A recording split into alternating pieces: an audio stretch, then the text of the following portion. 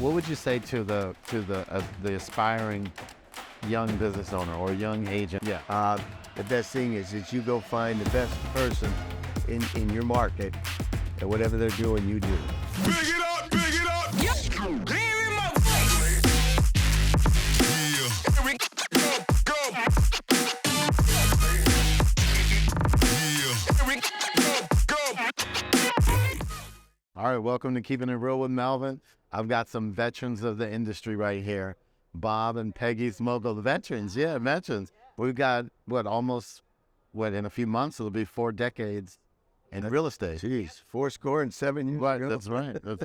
So tell us how you, 39.7 years in real estate. How did you guys get started? Tell me a little bit about, that journey.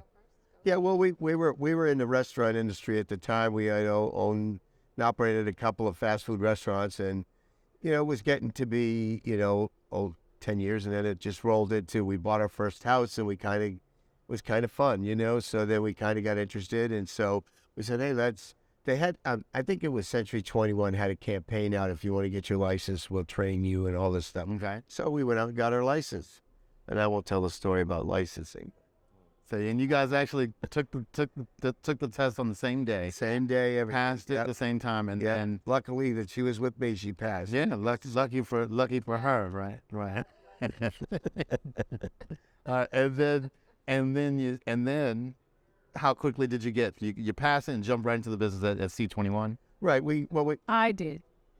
Okay. She did more, but I was, more. I had I was in an ownership role. So, well, what we did was, I was doing it kind of on the side, but I don't do anything halfway. So it was kind of full time here, full time there. But it was just almost like a hobby, but not. I don't want to say that you could do this as a hobby, because you can't. Right. I was doing it full time in a sense, but because I had the flexibility to do that with my schedule. But it was interesting. And sounds like so you guys had an existing fast food restaurant franchisees. You were running a couple of big chain restaurants, and decided to forget that. I'm going to get into something easier, harder. Well, it's different. Well, let's put it this way. Whenever I struggle in real estate and I says, oh man, this really kind of sucks, I go to a drive-through of a fast food restaurant and I say, man, this is easy. You got it easy. Right? This is easy. Yeah. All right. It's like comes natural. It's like natural. Yeah. Well, it's like, if you love what you do, you'll never work a day in your life. It's kind of like that, So it wasn't really work, and we didn't have kids at the time.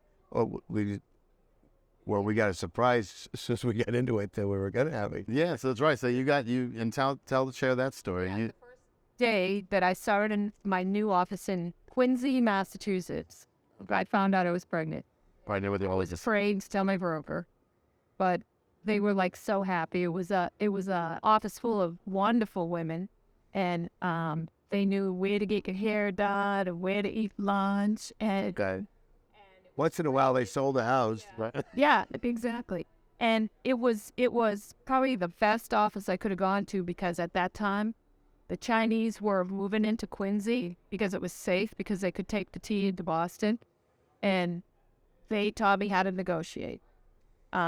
I have so many stories about negotiation. Wow. And what was that like? You were sharing, being in Boston at that time, afraid to tell your broker that you were pregnant. That's unfathomable now. Yeah. Yeah. Now they would immediately, there would be some class action lawsuits. But what was that? Describe what that was like at that time. No, she was like, oh yeah, we're gonna have a baby. Because you prepared the baby. But what I guess alternatively, what could it have been like if I know. Yeah. Oh, yeah. Gone home crying. Yeah, different times. Different times now. So good that we've come a long way. And so then you're in Boston running your real estate business. Then what brought you?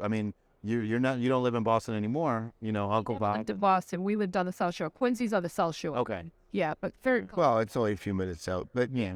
Well, what happened was that as we were in real estate, and then we decided to get into it like full time. So we tried to buy the office that I was affiliated with. I tried to buy that. They wouldn't sell it. So then we went a little bit further south into Cohasset, which is a a luxury market area, and I bought an office in that area, and then we were working Same franchise. So you bought a Century 21 franchise, and then we bought a second one, and then as the time clicked on, the savings and loans, we had Wang. I don't know if you know what Wang is, but Wang was a computer company, and they filed bankruptcy, and then the whole market went crazy. And what year are we talking now? 1993 probably. In the early 90s. Okay. And the savings and loans all collapsed. They were all, and it was all fraud, especially in Massachusetts. They were, just for example, if you have a they were qualifying you for a loan. We used to have the old daisy reel computers, and if you had bad credit coming up, they'd shut the printer off and turn it back on when the good credit. No, the lenders were doing that. Wow. The lenders were doing that. No. But so they were getting the loans through. yeah. It was a repeat of like 2007. Yeah. Like, Yeah, but it preclude. Yeah. yeah. So it was kind of the same scenario, but not as severe as the bubble burst, because that was a little bit more extensive. Okay. So you jumped in head first, got out of the big chain food franchise business, got into the real estate franchise. Correct. Different animal, similar, different, dealing with issues, maybe different issues. Right. Well, the best thing about the franchise restaurant, and one thing is, when you're in the restaurant business, you learn service. You learn how to service people. You know what people are looking for. So if we could reflect back to one of the best things that ever came out of the restaurant part of it was the fact that you learn service. And, the company that we were with, they have by far the best management training program that you could ever have. So, we had good roots. Give you a good foundation to then get into service for clients. So you know how to take care of real estate. Yeah. Yeah. So then, okay, savings and loan scandal, that happens. Then is that what brought you eventually to the Williamsburg area? Well, they were moving out. They were moving out of Massachusetts 4-1. So, and all that we were around were the REO properties. So it was very difficult to make a living, and the cost of living was very high. And like I was explaining to you earlier, there was also in that little thing, there was all this property was purchased for this gambling area, and then the state legislature voted not to let gambling in, so all these people had all this foreclosure property going on because they overpaid and all that stuff. Speculating. Yeah. So so anyway, then the kids were starting to get towards schools, and the schools were getting bad because of the money and in the state and all this stuff. So we decided that Teachers are unionized. and in this thing there was we were doing a lot of REO sales, and we were working directly with Freddie Mac, and the girl that was our contact in there left and went to work as a recruiter for a big independent down in Fairfax. So she recruited us to come down. She said, "Come on down and stay." Okay. So we get down there. We said, we're looking maybe for a little bit less stressful life, and this is nuts here. We're, and Was the other direction. and plus there's no ocean here, So, so anyway, they said, "Oh well, we're down to Virginia Beach, and we go because we had Cape Cod, and they were going to look at Virginia Beach, and that wasn't exactly Cape Cod. So then we were coming back up, and we decided Peggy wanted to, in the worst way, wanted to stop in Williamsburg, and so we came to Williamsburg, and she said, "I can live here." I can live here. So he duct taped me, threw me the mountain far, sold my house. Right, and okay, that's cool. So 30 days we're down here. It was like crazy. well, there was a little bit of a little bit of a problem because that company that was recruiting us didn't have a office in Williamsburg. And then all of a sudden we get a call, "Hey, we're opening up an office in Williamsburg." And then so then we came down, and we didn't stay at that company.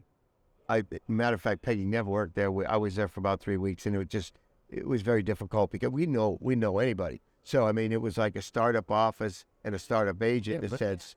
So we decided that we wanted to go with the number one company, number one independent, because they didn't even have any at that time didn't even have any franchises there. So but that shows the resiliency that it takes in this business. Obviously, you can, if you have the work ethic and the discipline, you can uproot yourself, come to a totally different market where you know no one, not one, start your business and grow it into a thriving business.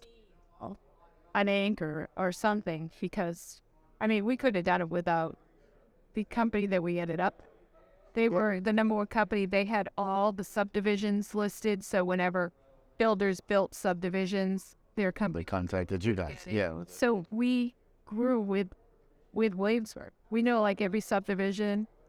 So many of the houses that we've sold are because our company had all the subdivisions. Well, okay. It was great. They owned the inventory. But I think Yes. one important point Peggy started to make was that I don't think we could have been. I know we couldn't have been as successful if we didn't have both the foundation of the restaurant service and, more importantly, the kind of the sales experience. I wouldn't go in here cold and say I think I'll get a real estate license and no job. You know what I mean? So we had we knew how to sell. So and we knew what to do. So and we had back then we have Tom Ferry now. Back then we had Tom Hopkins. Right. Yeah, Tom out. So let me switching up a little bit. Everybody knows you. I've known you for a long time as Uncle Bob. Right. Where did that come from? Well, it started out in Williamsburg. I'm also kind of a little bit in the restaurant business in Williamsburg, just out of osmosis, because a lot of my customer base is in restaurants, and there's an Italian guy that they used to call me. They used to call me Zio Bob because that's Italian for Uncle Bob. And then it got to Uncle Bob. And then, so I was always Uncle Bob. Then when I got into the Tom Ferry organization, I was Uncle Bob. And that happened in 2009.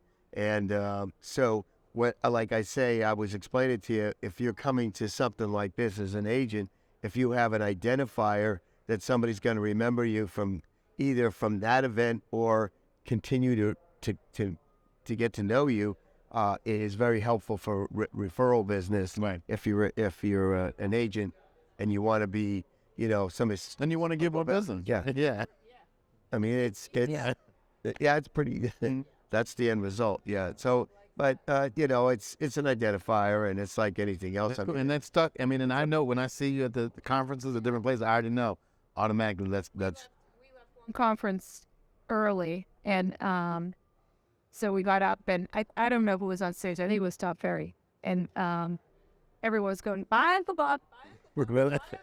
I'm sneaking out of here. Well, I'm sorry, you're not doing right. Not doing a good job, right? We should have thought about that before we did the Uncle Bob thing. Yeah, so it's fun too, because you play with it. You can play, right. You can have fun, and everybody says, I was on the elevator. Oh, you're Uncle Bob. Yeah, I met Uncle Bob. I have an Uncle Bob. I said everybody has Uncle Bob.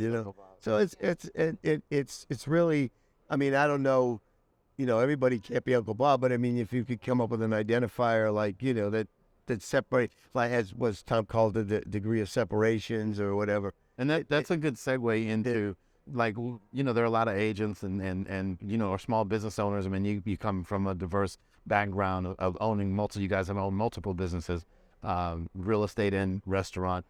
What would you say to the aspiring young business owner or young agent that's maybe they're just starting their business, they're trying to figure out this is an interesting time that we're in. What would you say that they can do to, you mentioned come up with a differentiator, but what else can they do in addition to that to really help? So, so make sure. Well, when you say when they're starting their own business, what do you mean by that? Well, let's say we're getting into real estate or just being an agent. Being an agent, yeah. The best thing is you go find the best guy or best person. I didn't mean to say guy, but the best person in your market, and whatever they're doing, you do, and just follow that. Number 2, there's no silver bullet. Number 3 is you just gotta work. It's not gonna come to you. No cakewalks. No, yeah. There's no free lunch, and make as many contacts. another thing, I wear this Boston hat. Now, the only problem with that here is people think I'm from Boston, so for referrals, that stuff. But there's never, if you follow Tom Ferry, new conversations. I'll tell you what, if I have this on, more people stop me and talk to me because of my Boston hat. And then that leads into my name. Oh, you're wear a name badge. If you don't wear a name badge, they don't know what you know. Yeah, They're so wearing a talking name badge. about Boston, then we get into what's real estate. Wherever you can, let people know what you do. When I go to the gym, I've got, about 85 sales out of where I work out of. And on the back of my shirt, it says, go ahead, ask me, how's the market? And everybody, it's like a joke when I walk through it, hey, Bob, how's the market? Or how's the local real estate market? It's just, whatever you do, let people know what you do. And it's just easy, but fundamentals. Yeah. Because I think everyone wants the, we talk to agents and they want the one book that I should read or the one podcast to watch or listen this one. to. Yeah, This podcast. What's the one training material that I should take, and then I'll know everything there is to know. And it doesn't work that way. And sometimes you don't have to throw a lot of money at it. Like you said, you can do it with just good old-fashioned hard work. Yeah, and they call me cheap, so that's pretty. Not so much anymore. Social media has so much to do with it. You just have to. What? You made a statement there, and I think what the key advice is: don't have any expenses in real estate. Have investments. And if it's not working, dump it. If it's working, you could get nickeled and dime. If it's working, use it. If it's not, double down on it. If it's not working, get rid of it, because everybody has that silver bullet over there, okay? But you got to find out what's your weakness and fill it in with, and don't be doing $10 an hour stuff. Be out on the street like that, talking to people. Don't be locked in the weeds, right? Yeah, in the weeds. Be face to face. Yeah, as much as possible. Yeah, anybody can do that, but a lot of people. It's just like, I don't know. You went through the whole, we're talking about doing this, putting this thing out, and it's, well, you got to do this and put the green thing on the back and all that stuff. I don't want to do any of that. I just want to do what we're doing right now and let these guys do that. You know what I mean? Just like you're doing. It's a perfect store. Yeah. Yeah, do that. And if you do the work, and get in front of more potential customers, right? You're gonna generate more business. And it's face to face, belly to belly. It's just that simple. But it's a fun business. And you meet some great people and some, and you have some tough people. But it's good to get to the point where you could say, you don't want to work with me? That's right. Yeah, it's okay. You're living you're living your desired lifestyle now. You're still working, still enjoying real estate, but I understand you have some younger folks that are taking some attention from you guys. Yeah, they do. New favorites, 3 granddaughters. How old are they? Almost 5 in a couple weeks, and the next one's 4, and the next one's only a year old. The Spitfire's a year old. Woo-hoo. And we get to watch them one day a week, so we have that luxury, and it's that's the luxury of this business, is you control it, and you make the schedule, and you can put yourself in the schedule, but you have to. It doesn't mean it's all play. And like I said, if you get with young kids, that's your new base. That's your new pool of. The school is your pool. Right. Between, we had a wrestler, swimmers, field hockey. We had all those controls. And then one thing that I would add is get involved in the community. Make sure they know who you are and contribute. And one thing we talked about, money, they really don't want, they'll come and they'll take your money and they'll say, put an ad in the yearbook. They really don't. That's not what the people in there want. They want you. They want your time. They want you to. They want your expertise. Mm-hmm. They want you to help them. They don't necessarily want putting an ad in the thing or in the yearbook or something like that. Yeah, that's okay, but that's not being involved in the community.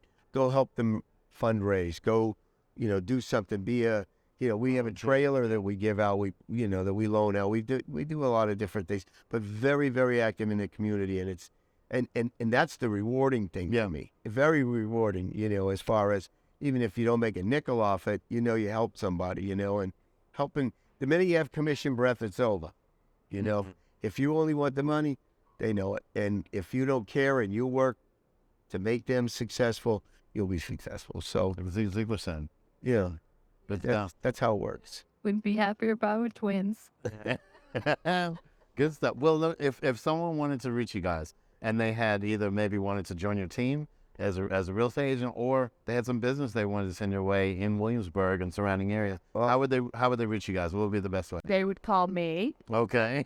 All right. Call Peggy. At what number? 7-897-2893. Okay.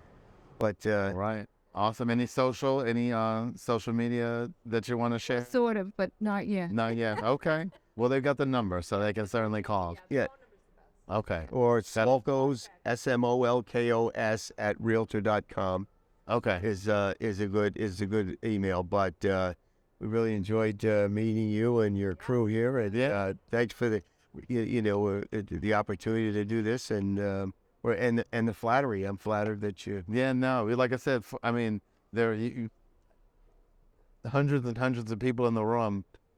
There wasn't anyone even close to the 40-year mark, and we got two. You know what I mean? So if anyone who's seen the Well, if you've seen the market go up and down, you've seen the highs, you've seen the lows. I think Alan Thompson was up. Yeah. Was it? Well, you had Paul.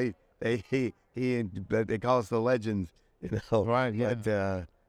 But there's only one Uncle Bob though. Yeah, that's Right. Thank God. And Mrs. Peggy. Thank God. Mrs. Uncle. Mrs. Uncle. That's right, Mrs. All right. I appreciate it. Thank you very much for coming. All right. Peace.